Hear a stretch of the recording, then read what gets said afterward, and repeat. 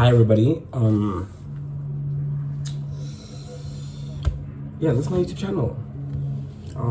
Yeah, this is my YouTube channel. I'll be posting a bunch of videos on story times. Yeah. Yeah, that's about it. So today's story time is basically about a crush I had in a few years ago. Yeah, that was the most embarrassing crush I've ever had. I'm not gonna lie. Yeah. Started off when I was a few years older than this person, but we were in high school. They popped up, right? Like it was January, they popped up, they knew grade 8, and I'm just there like, yeah. So I was on my way to the bathroom. Yeah, during class, on my way to the bathroom, and as I enter, there it pops out, and I'm like, oh, damn. I didn't know that niggas like this existed, so. But yeah, that's fine as fuck, not gonna lie. And I had the biggest crush on him.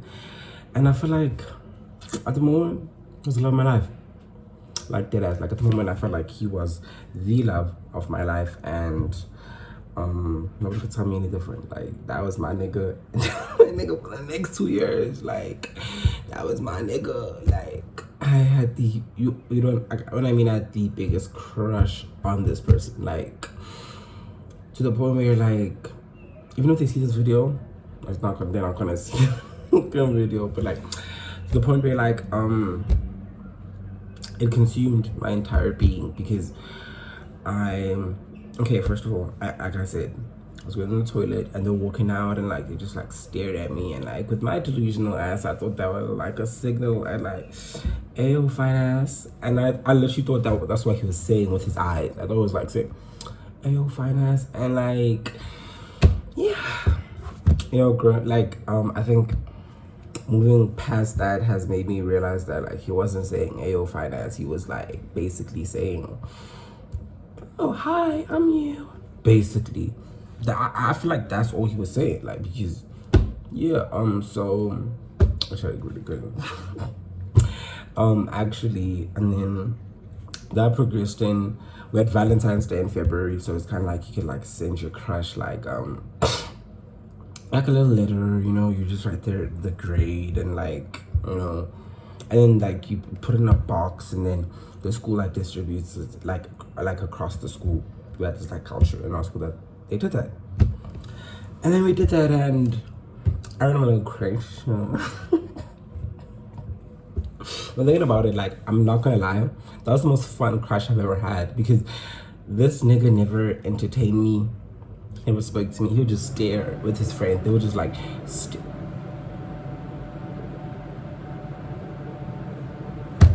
I'm so sorry. I don't know what that is. Probably a generator. But I'm sure you can hear me because I'm loud enough. But yeah, what was I saying? The reason why I loved the, like, not loved, the reason I was so infatuated with the guy is because, like, he never cared.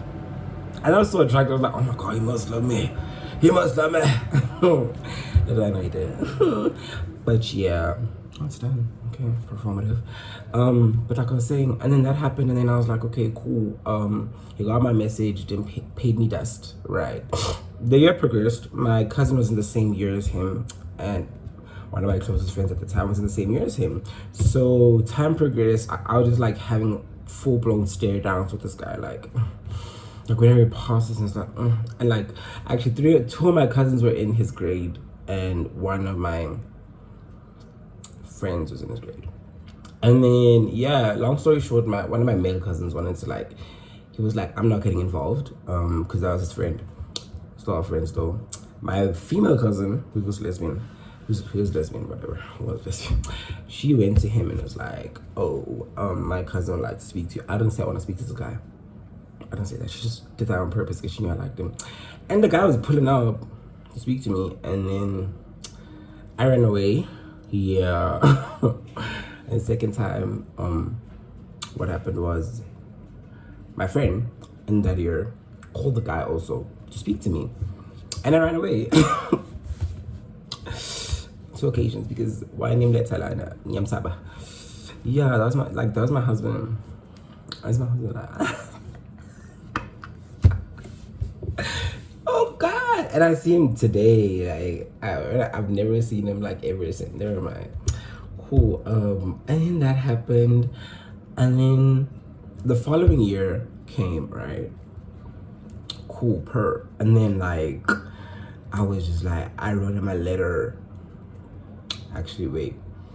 Yeah, I wrote him a letter on Valentine's Day again, because Valentine's came, and I wrote him a letter of how much I really loved him and all that, and like he minds that too. Yeah. And craziest part is like 1 year, I was counting 1 year 3 months into the crush, right? He never cared. He never, like, when I say like this guy never like he paid me dust, right? He had like some of his friends were homophobic towards me, right? Cool, valid, that's their choice. But this nigga never said anything. Do you know what I mean? Like, he never uttered a word about me, and that was so hard. Like, you don't know I exist, but you know I exist. I was like, but yeah, that happened, and then time progressed, and then what happened? No, what happened? What happened was, okay, let me fast forward to the end of the year. Okay, this video is actually not that long. I literally thought this video was gonna be so long because I told myself I'm not gonna like edit, because I don't want to edit, you know. I was like, okay, cool, cute title sequence maybe, or cute thumbnail, not necessarily a title sequence, but like, you know what I mean. But I was like, but cool. Fast forward, end of the year, this guy, so I wrote him like this big ass letter because my crush was fading and I like had to move on, right? So I wrote him this big ass letter, right? And I was like, hi, my name is Mang Mang Mang Mang Mang. It was like, I mean 2 pages, right? Craziest part, this one time I was in my physics class, and like I was loud in my class, right? And this other girl, she was like, why are you so quiet today?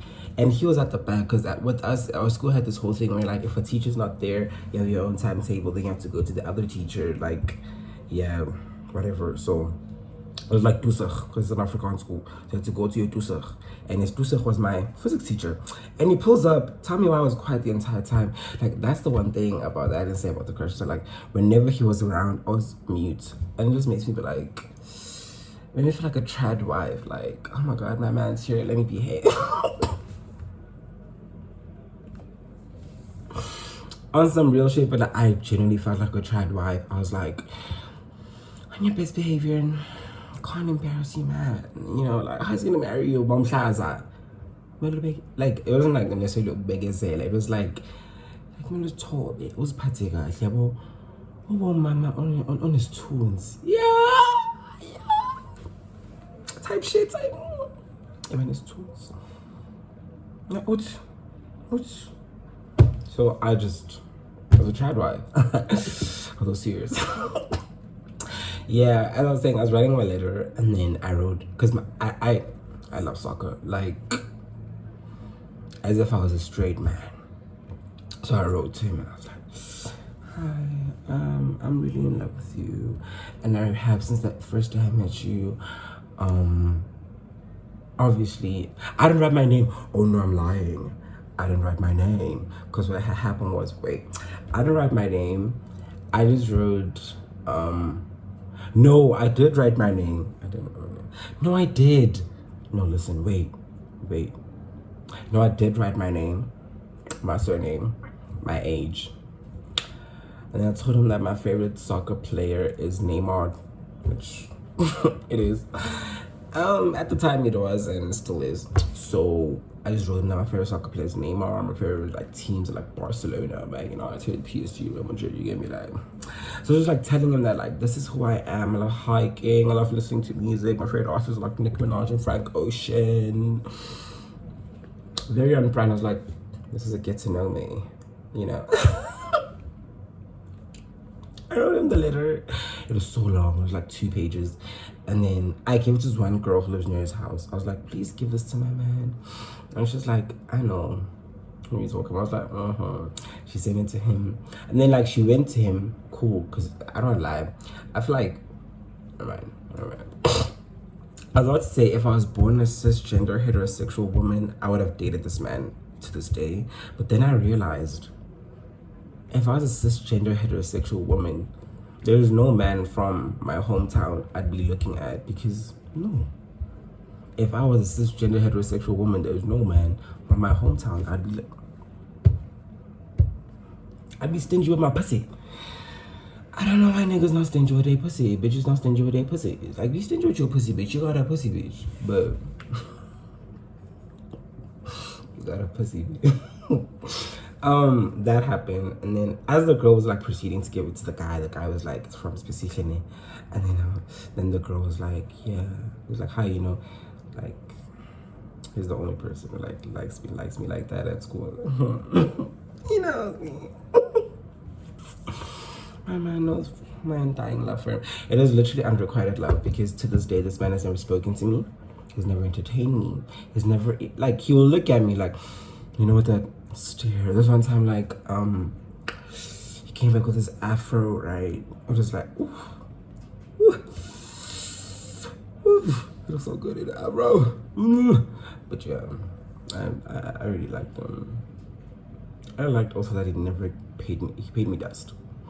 I don't know if it was like infatuation, because I never got to know him. But I've never heard any horrible stories. Like, I've never heard any like fucked up stories about him. I never heard so many fucked up stories about his friends, but never him. Not my man. Not my man. Very too. But yeah, that was that. So that's the video. Thank you for listening, and you know, follow and subscribe for more. There's more coming. So this was the most embarrassing crush I've ever had. The next is why I hate men. Yeah, I'm gonna speak about like the 3 male friends I had growing up, and the reason why I completely despise men. Like, why I completely feel like men are the...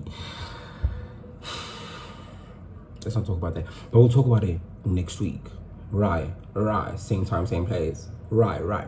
No, but like, I'm thinking about this guy because that's a huge crush. Actually, no. Adding all that story time, what happened was, so there was this friend of mine I had. She was really attractive, right? If I was straight, I would definitely have dated her because she was like peculiar. She has like a peculiar look to her. Like, she was light skinned, skinny, very much peculiar, very odd, very not your average black South African woman. You get me? Like, not because she was light skinned, but because she was peculiar. She was alternative, but you didn't know she was alternative. But I knew she was an alternative.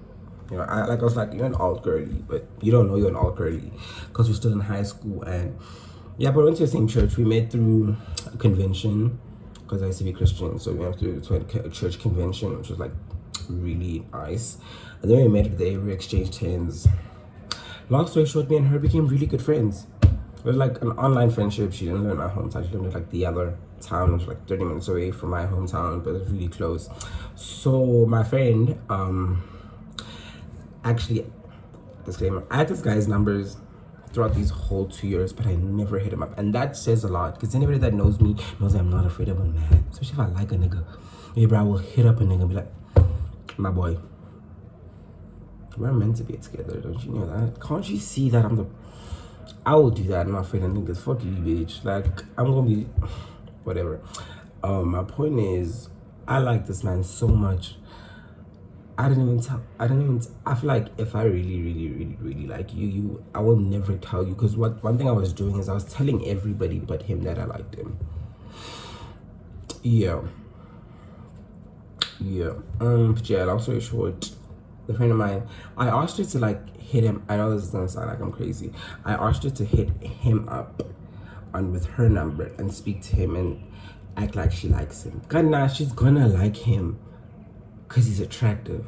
You get me? And I was mad because deep down I knew he was never gonna be into me because he's straight. So But yeah, man, that was that, man. Like, that happened, and that was a really cute, fun experience. And to this day, I really, like, appreciate that. Like, I was telling everybody at school that, like, I am in love with this man. Don't you dare get near him. I was telling bitches. They're like, that is my man. That is mine. Yeah, that's my man.